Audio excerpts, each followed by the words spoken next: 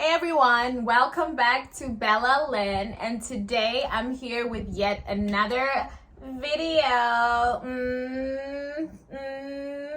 Okay, so today's video is I think a very informative video that everybody should listen to, especially if you live in Korea or plan on coming to Korea, because these are some tips that nobody gave me. Okay, I'm lying. But why y'all got to lie? You know, my sisters gave me some of these tips, and then I just had to like go through them like in real time and experience them. And these are the tips that I'm gonna share with you. So if you want to succeed and thrive and just like have a good life in South Korea as a foreigner, especially in your 20s when you're figuring this thing called life out, stick around and watch, because your girl got the juice, she got the sauce, she got it going on. Let's go. Yeah, my vision is fruition. Like on a genie, I've been wishing. Ain't no time for Damn, look at my ring light. It's like, it's giving ring light. It's giving very much fruity, Which I don't want it to, but the sun is just amazing. Like, look at it. Like, it is sunset o'clock and I'm loving it. And I was like, I don't care about the ring light. I'm gonna shoot anyway because it's about the message, right? It's about the message. Anyway, so first things first, without further ado, when you come to Korea, especially if you plan on staying long term. Okay, wait. I didn't even introduce myself. How could I be giving this advice without introducing myself? Girl, Bella. Okay, let's take it back. Take it back. That's my voice, but pretend it's a rewind track, okay? So, my name is Bella. If you're new to my channel, my name is Bella Lynn, and I have lived in Korea for about 3 years now, 3.5. So I am no expert. Like, I'm not like people who've lived here for like 20 years. I am no expert, but I am in my 20s and I've been navigating it, and I've had advice from so many people. All my friends are older than I am, and I have my 2 older sisters who've lived here for way longer than I have. So I feel like I have a good ground to advise people what to do when they come here in their 20s, especially if they're coming here for school, because I am a university student myself. So that's why I decided to come up with this video. But I am no genius. I do not know everything. I'm a human being. but I feel like this is what people usually go through. So that's what I'm talking about, okay? Okay. Now, let's go. Point number 1. Yeah, I know you've heard this a lot. It's annoying. Hold up. I'm gonna get a mic for this because it's annoying. They told me this when I first came, and everybody tells you this and it gets annoying, but it's the truth. Let me get a mic for this. Okay, I couldn't find a mic, so I used my name pen. Name pen. Bro, I just said name pen instead of point number 1. So first of all, invest in Korean. Yay! We have heard this over and over, right? And it gets annoying, you know, but it's actually the truth. You need some Korean to survive in Korea. Facts. Like, if you're gonna live here for long term, you need something. It's like, I'm not talking about here for visiting or like exchange or something like that, but if you're gonna live here for more than a year, more than 2, you need to interact with Koreans. And the sad truth is that although yes, like plenty of people speak Korean, but it's gonna be hard for you to get around if you don't speak Korean. It's gonna be hard. It's just hard, you know. We use Naver Map, which is in Korean, I think. Is it? It is. So to get around, like, Google Maps it's not really accurate here, you know? I use Google Maps to go to one place. I ended up on the other side of town.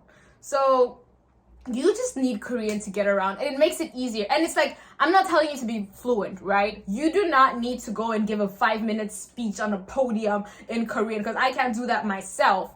But you need to be able to read, and reading is easy. You can literally learn how to read Korean in a day. And you need to be able to like get around, like ask people for directions or where you're going, or even type your directions to where you're going, or just carry on a small conversation, you know? You don't need to be a pro, believe me. Oh, I just burped. Bless me. No. They say bless you when you sneeze, not when you burp. Anyway, yeah. So you need some Korean. Just to get around. Like, you don't need to be too extra, and you know, I mean, you can, why not? But you just need some Korean to help you get around, get to a certain place, to help you make a reservation, to help you ask something, because on a call center, you know, just like to help you get around and do some little stuff. Like, it's not all that stress. And yeah, so basically when I first came, they told me You need to be fluent. which is of course a very essential part, especially if you want to live here like longer. You know, I'm talking about long term, like a year to 5, but like if you want to live here forever, you got to get your Korean going on. But yeah, just a little for you to survive, to not get lost, to make a reservation, to cancel a reservation, to call an insurance company, to call your school, whatever, and you're good to go. You're good to go. Number 2 on how to thrive and just live your best life here in Korea is get a part-time job. I'm gonna be like your mom. Go get a job. I'm gonna be like Cardi B. I think you broke. Need to get a job. I think you broke hoes, need to get a job. Now, Yes, get a part-time job. Why? I mean, okay, so there is like the 1% of foreign people. So okay, so that you here's the thing, yeah. I'm a student, so like most of the things that I'm saying could be regarded towards students, but if you're here as a worker, then kudos for you. Or if you're here as like an entertainer, I know there are many models here, then you're working, that's good. But if you're here as a student, in my opinion, get a part-time job. There is like the few % of students who come here and then like all their expenses are paid for them and stuff like that. Or maybe, you know, and this is why it's essential for me to emphasize the fact that I'm saying if you're here long term, because if you're here for an exchange, why the heck would you be working? You're here for 6 months and you just want to like explore, right? But if you're here for like your whole undergrad degree, you need to get a part-time job. And yeah, unless you're like the 1% whose parents just pay for like everything, like literally school and a stipend and whatever. Even if you're in scholarship, let me tell you something. A very wise man called Lil Wayne said, "Too much money ain't enough money." Yeah, too much money ain't enough money. So even if you're in scholarship, I've got friends who are in scholarship their whole undergrad degree and they had part-time jobs because, like, I mean, you want to thrive, right? You want to live your best life, right? So you gotta have the cash, right, to do that. Yeah, so I'm actually not even on a I got a scholarship this semester. But I wasn't on a scholarship before that. I am literally responsible for my whole adult life, bills, hair, makeup, rent, clothes, food, going out. I'm responsible for that. So I needed to get a part-time job because, like, who's gonna do it for me if I can't? And how am I gonna live my best life if I can't do what I want to do, if I can't buy something that I like, you know? So getting a part-time job is just, for me, a way for you to thrive and for you to be able to actually do what you want to do without saying, oh, this is too costly, oh, I can't go here, oh, I can't do this. Get a part-time job, and you know, it's in the end, it's beneficial for you because you get some extra money, you get to buy whatever you want, you get to explore more, you get to go to Jeju, you get to go to Busan, you get to go to so many other places, and you get to go to eat at like nice restaurants or just buy something nice for yourself. And if you have money saved up, you can travel. I travel. So yeah, just get a part-time job if you want to live your best life in Korea. And if yeah, that's my advice, I guess. That's my advice. If you're one of those students who... Oh, my mic. I forgot about my mic. Okay. Mic check 1 2 1 2. Bruh. Okay, so if you're one of those students who literally like are in their books 24/7 and you cannot pass without studying, then maybe stick to that. But I believe there are like jobs you can get on the weekend and stuff like that. I just feel like it's important to have a source of income here in Korea if you want to live your best life. But if you prefer just like, you know, getting it on with the books, that's okay too. This video is about living your best life. But getting A's is also living your best life. So live your best life, child. Get your A's. Get your A's. Now I'm making it sound like I don't get A's. Okay, hold on. Now hold on. Hold on. Now hold on. Now hold on. Hold on. Hold on. I'm not gonna say that. All right, hold on. Disclaimer. I am a straight A student. And yeah, I'm a bookworm, and I get annoying, especially before COVID, because I'm a student who sits in the front and asks the questions. So don't get me wrong, I just know how to multitask. I just know how to do it all. It's not like I focus on something else. Excuse the kids shouting outside, y'all. They was going crazy. Anyway, the sun is setting, so let's move on to number 3.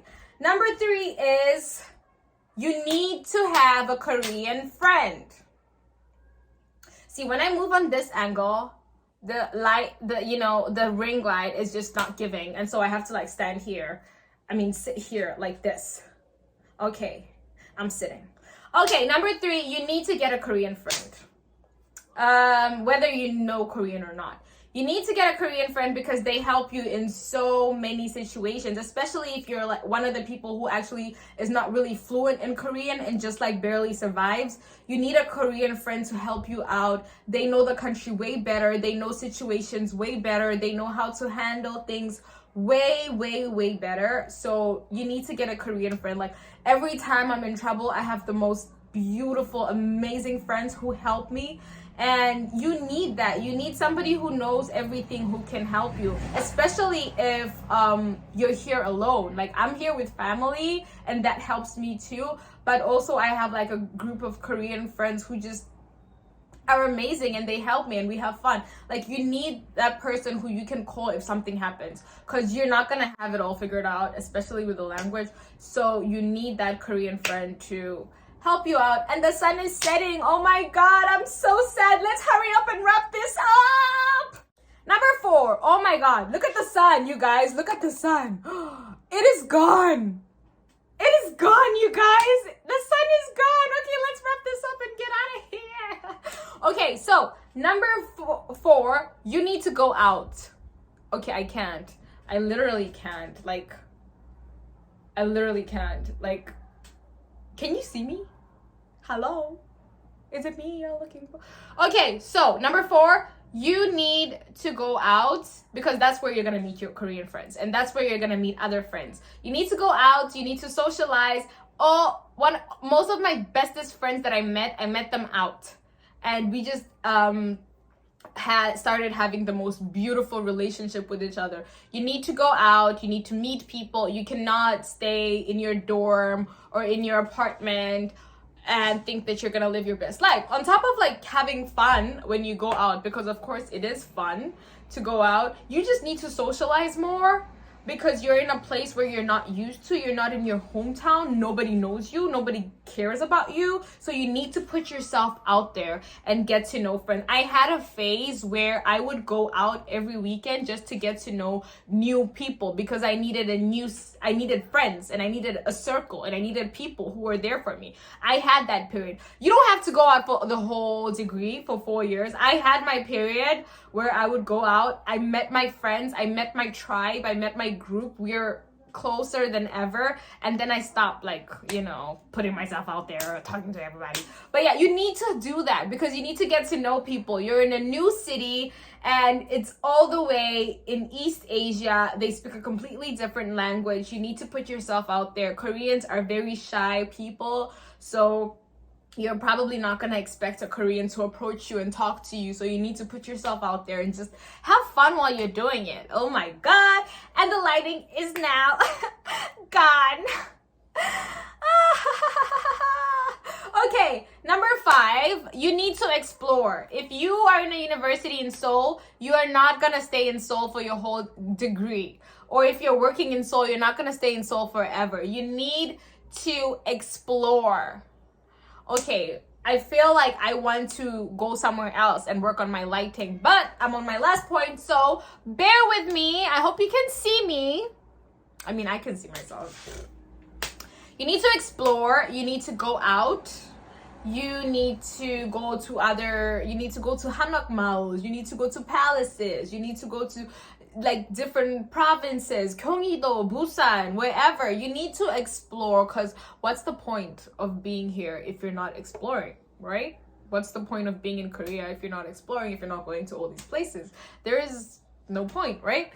So you need to explore, and of course, like with exploration comes new experiences and new adventures, which is also a plus, and hence living your best life. Yeah.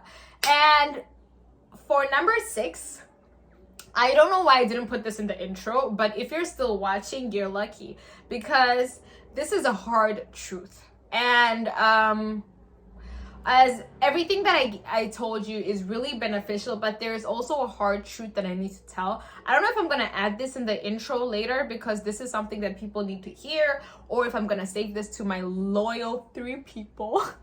I literally have no following, you guys. Hello, can you watch me? Okay, I'm gonna save this to my literally 3 people who are still here and watching. If you want to come to Korea, or if you are in Korea, this is a hard truth, and it's not nice and it's not pretty, but you need to plan an exit strategy. And this is the last point that I have. You need to plan an exit strategy, especially if you do not plan on like settling down here, getting married here, and living here forever. You need to plan your exit strategy. So that's why I really said it's important to get a part-time job, so you can start saving up for that, saving up for the next place. And why do I say that you need to plan an exit strategy? Because Korea is the most amazing place to live when you are in your 20s. I would not, like literally would not want to be living anywhere else. Wouldn't. Like, it's amazing. Like, it's fun. It's safe. It's vibes, yo. It's giving vibes. But it's giving very much of how you doing your honor, Miss Judge Lance Solar. But not when you go above 30. I'm sorry, but the society tends to be a little more competitive and a little more, especially if you want to go in the professional field, a little more less friendly towards foreigners in the professional field. And it's just a very competitive society. And even if you plan to have kids, you're gonna raise your kids in a very competitive society, educational society, and that's just how it is. So if you like competition, heck, why not? But if you're a person who just wants to have like a chilled, vibey life, probably planning your exit strategy, this tip would be important for you. Yeah, because it can get hectic. I don't know if I'm gonna make another video about that. We'll see. But anyway, those were my tips. 5 important tips if you want to thrive and, you know, live your best life in Korea in your 20s. This video is for you. And if you want to live here longer, disregard number 6. But if you want to be real, then take your number 6. And that's the end of the video. The lighting has completely gone down, but that's okay. And if you've reached here, if you're here, oh my god, me and my name pen love you so much, and use a real one. Thank you for supporting, and I'll see you on my next video. Bye. It's Bella Land.